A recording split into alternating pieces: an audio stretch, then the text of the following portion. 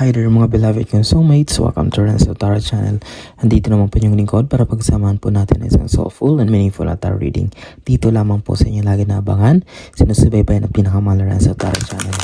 May shoutout po sa lahat nating soulmates sa buong Pilipinas na lagi nakabang sa ating mga videos, lalong lalo na po sa ating mga masisipag na overseas Filipino workers or OFWs na lagi nanonood po. Sa anumang panig ng mundo kayo naroon, maraming salamat po sa inyong walang sawang tiwala at suporta. Sige po, kapag bago po kayo sa ating channel ay please don't forget to like, mag-comment po kayo kapag nakaresonate po kayo sa ating reading ngayon, and of course huwag niyo pong kalimutan na mag-subscribe at i-hit ang notification bell para lagi po kayong updated sa mga susunod nating videos.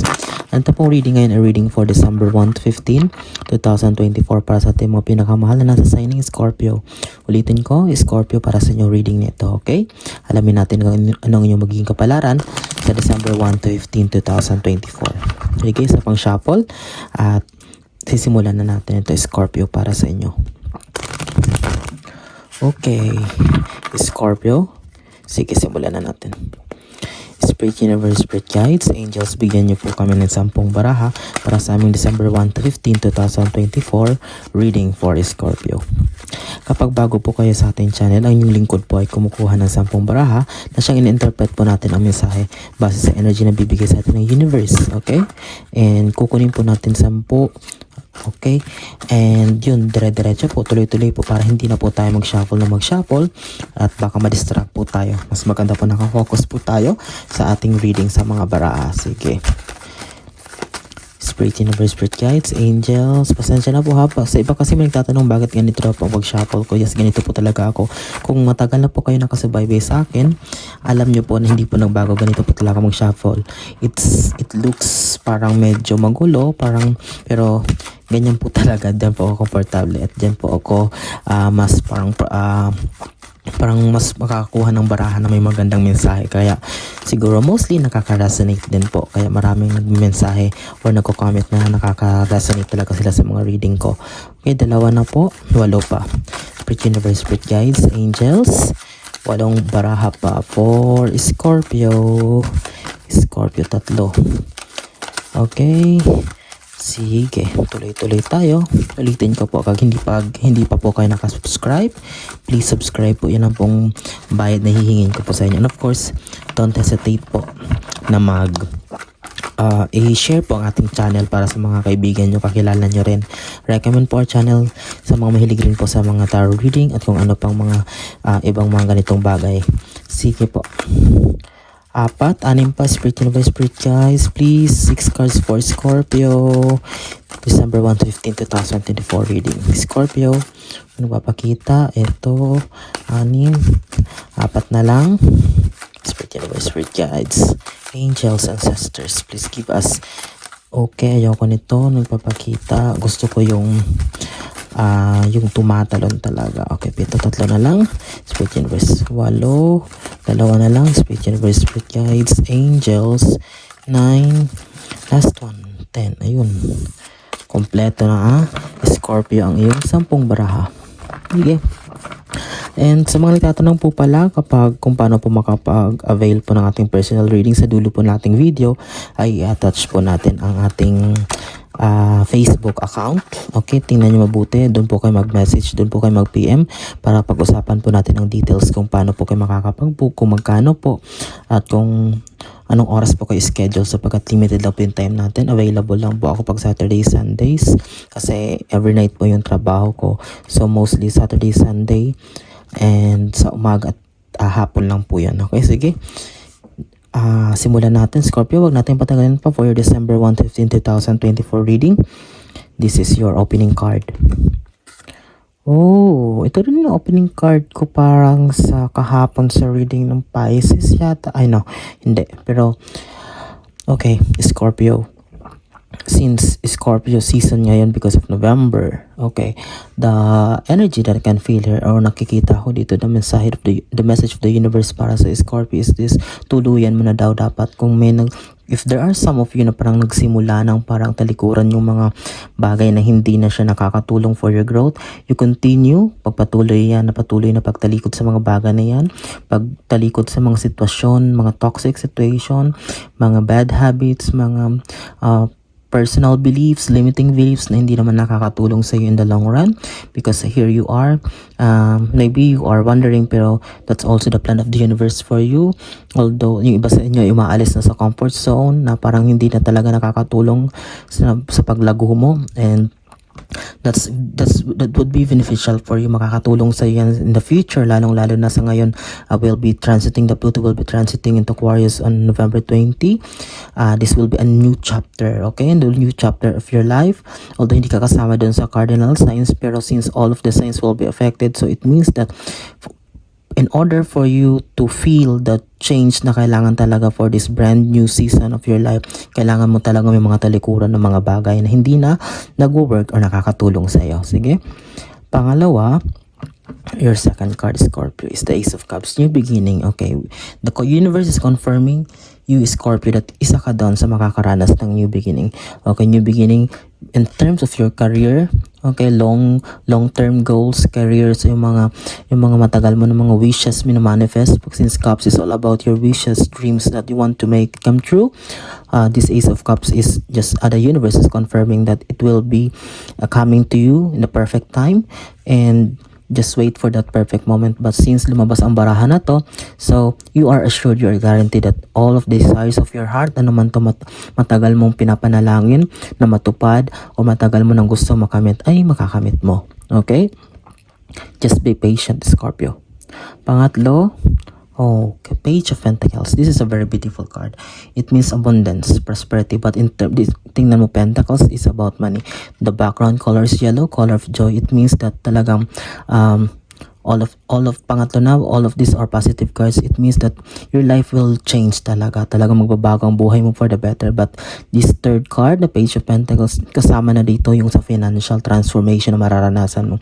Yes, you're the kind of person na kahit papano ay hindi naman talaga naghihirap, hindi naman kinakapos, may mga pumpasok, maraming mga sources of income. But this Page of Pentacles card is a card, the universe is telling that magtutuloy-tuloy. There's still some, parang wala.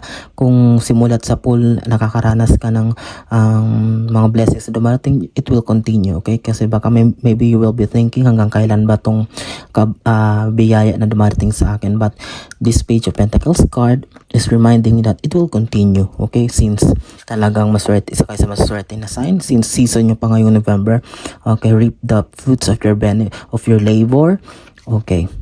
Oh my God. Tingnan mo, pang-apat, look, there will be a celebration. Celebration card, 3 of Cups. Simulat sa pool hanggang pang-apat na baraha ngayon, all of the cards are positive, Scorpio. It means that talaga you are bound for blessings. You are bound for greatness. Tingnan mo, celebration card in the sense that maybe sabi ko nga, this Ace of Cups, or maybe may matagal ka na talagang inaantay, may matagal kang manifest, may gusto kang simula na negosyo, may gusto kang mabili na bahay or sasakyan, whatsoever that will bring you joy, peace, happiness, not only for you but for your family members, sa mga kaibigan mo. That, sabi ko nga, diba, just be patient. That will be coming to you in the perfect time, but that will give you time, or it's like the courage, the attitude for a celebration. Parang talagang mapapaisabi ka na, yes, let's celebrate this thing because ang tagal kong inantay ito. Panglima, Hermit card. Yes, you are unstoppable. The card is telling you, Scorpio, that you're the kind of person that you don't give up. Okay? You're the kind of person na hindi talaga basta-basta sumusuko sa hamon ng buhay. Calm high or low waters, talagang mabilis kayong bumangon. Hindi kayo yung klase ng tao na pag isang inano lang ng hangin, talagang parang na pinanghinaan agad. Since the Hermit card is all about searching for more opportunities, you will be unstoppable. Okay? Since with this transformation comes December, with the transit of Pluto to Aquarius, sabi ko nga sa pagbabago, mas lalo pa nito, bibigyan ka ng confidence, or it's like bibigyan ka pa ng mas lalong imo-motivate ka para mas lalong maghangad pa ng marami, which is a good thing for a better, kasi gusto mo, although medyo okay ng buhay mo, but you want more kasi gusto mong marami ka matulungan, and of course you're saving for the future of your family. Okay, 6 cards sa second row natin. Three of Swords. Okay, this is not literally na parang ang energy na nafe-feel ko dito is not, this is not a heartache, but parang nakikita ko dito ay parang you have that guilt feeling. Parang meron kang, or maybe I can feel a little bit of loneliness. There's a little bit, konti na lang, maliit na lang itong nararamdaman mo, parang emptiness nararamdaman mo sa puso mo, parang may space pa, you're still searching for more. That's why magkatapat sila dito. It's all about reflection, introspection, or siguro naapektuhan ka dahil dito sa mga pangyayari na ginagawa ng universe sa buhay mo. May mga tinatanggal siya ng mga situation sa mga tao. Sabi ko nga, mga tinatalikuran mo. That's why naninibago ka pa. Ito yung nararamdaman mo dito sa Three of Swords. Okay? Pampito, Tower. Okay, tingnan mo ha.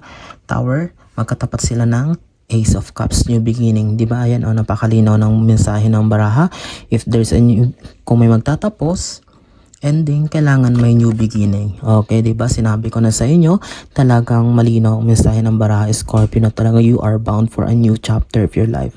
A life that is full of surprises, happiness, bountiful harvest, o sabihin talagang overflowing blessings. Kasi na Tower, talaga may tatapusin, may matatapos, may mako-close. It's like the chapter of your life na dati ko siguro puro kayo worries, puro kayo mga pag-aalala, konting bagay lang, hindi na kayo makatulog, you're the kind of person na talagang yung parang hindi kayo tumitigil, parang hindi ka makakatulog na hindi nyo masolve ang isang problema. But now, you will be the kind of person, the Scorpio, na talagang ipapaubaya nyo sa Panginoon, sa universe ang lahat, because now at least somehow nagbago na ang iyong attitude, nagbago na yung mindset mo na you believe that everything happens for a reason, na talagang hahayaan mo na lang and you will just enjoy your life at the moment.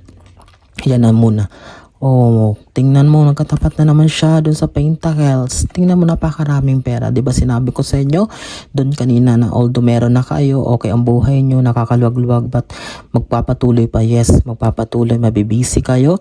May mga tao kayo makakausap, may mga bagong kayo makikilala na may kinalaman sa transactions, business, new job, or any opportunities na magbibigay sa iyo ng pera or magpo-provide sa iyo ng financial resources. Okay, napakarami, napakaraming pera nagkalat. Ayun, may mga hayop, parang nagtitrading, parang nag-uusap, nagbebenta, buy and sell, or any kind of business or any kind of transaction na magpo-produce ng pera para sa inyo, Scorpio. Napakalinaw, magkatapat sila. Sila lang ang dalawang pentacles na lumabas sa baraha. Ayan natin, magkatapat pa sila. Magkasunod naman sa new beginning tsaka ending. Okay, tingnan natin kung sino magiging katapat nitong celebration card. Para sa yung pangsyam na baraha, Scorpio. Oh my God. Tingnan mo, the World card. Di ba sabi ko, magse-celebrate ka. Magse-celebrate ka because there will be, napakalinaw, there will be a new world for you, a new life na hindi mo lubos akalain mangyayari sa buhay mo. Okay? Kasi dati, although meron ka na, although medyo nakakaluwag-luwag, medyo okay naman ang buhay mo, but it seems that you are unhappy, hindi ka masaya. But now, with this, the World card, it seems that a life that na ita-transform sa universe ay talagang you will be contented. Parang andito na, kompleto na, wala ka nang hahanapin pa. It's because sa lahat ng pinagdaanan mo, you've worked so much hard, and then of course you reap the fruits of your labor. Talagang nakuha mo naman lahat ng pinaghirapan mo, but dati it seems that you're still longing for more, may nahanap ka pa rin, hindi ka pa rin masaya. But with this World card, you're going to celebrate because of the happiness and the peace na mararanasan mo na dati hindi mo talaga nararanasan sa buhay mo. 10th and last card, tatapusin natin ang yung December 1 to 15, 2024 reading, Scorpio sa Knight of Swords. Okay, what does it mean? Since magkatapat sila dito sa Hermit, sabi ko diba, unstoppable, dami mo pang gustong mangyari, but this Knight of Swords is just a simple or a gentle reminder for you na in your daily life or sa mga pang-araw-araw mong ginagawa, lalo kung mabisi ka na dito sa mga transactions, sa mga business transactions, or pakikipag-usap sa mga tao, be gentle, makipag-usap ng maayos, control your emotions, compose yourself, makipag-usap ng maayos, habaan ng pasensya, and have the patience and the courage kasi baka mamaya hindi nyo makontrol ang iyong sarili, and you might be involved in it's like hindi naman totally conflict talaga na parang but a little bit of miscommunication, or you will be misinterpreted, o baka ikaw maka-misinterpret sa magiging communication nyo ng mga taong makikilala mo, na mag-cause ng parang it's like tampuhan, or parang maaring mag-lead sa confusions, okay, parang kalituhan. But all in all, with all of these beautiful cards, 10 of Pentacles, 3 of Cups celebration, the World card, Page of Pentacles, Ace of Cups, Tower, everything also beautiful cards para sa inyo, Scorpio. Wala ka nang hanapin pa, and congratulations in advance, okay? That's it, and ulitin ko sa mga itatanong po para sa personal reading, ita-attach ko po yung aking Facebook account dito sa dulo ng video. Please antayin nyo and mag-message po kayo doon po natin pag-usapan ng lahat ng detalye kung paano po kayo makakapag-book ng personal reading po dito sa inyong lingkod. Maraming salamat po sa inyong walang sawang tiwala at suporta. Laging panonood nating video. Sa iyong praying na marami nasa sign ng Scorpio makapanood din to ngayon. And please, kapag bago pa lang po kayo sa ating channel at nakaresonate kayo na gusto nyo pong reading natin ngayon, don't hesitate to subscribe and click the notification bell. Of course, recommend din po ating channel sa mga kilala nyo, kaibigan, kapamilya, o kamag-anak na mahilig rin sa tarot reading. Okay, hanggang sa susunod po nating pagsasama, maraming salamat po sa inyong walang sawang tiwala, suporta. Mag-iingat kayo lagi, pinakamahal kong soulmates, and God bless us all.